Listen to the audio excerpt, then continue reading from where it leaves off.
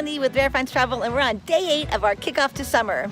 This is one of my favorites because it includes jazz, history, and even a stay in a lighthouse. It's Newport, Rhode Island. And if you're a music lover, then mark your calendars for August 2nd because that's the weekend of the Newport Jazz Festival out at Fort Adams. This is the very first place that I saw a young guy named VJ who now is a big jazz hit. Newport's famous for its cliff walk of mansions like the Breakers. It's also well known for its bars and live music, for its sailing, and for its art gallery. But after a day or two in town, I'd like to head out to the Lighthouse. It's called the Rose Island Light, and it's only a 5-minute water taxi ride from town, but boy, it feels like a world away. If you're feeling energetic, you can borrow one of the island's kayaks. If you're feeling curious, you can go with one of the Lighthouse Docents for a tour of the 1840s barracks. And if you just want to relax, you can grab a rocking chair on the lawn and watch the sailboats go by. So a lot of people have questions about staying in a lighthouse. Do you? Put them in the comments below and I'll give you an answer.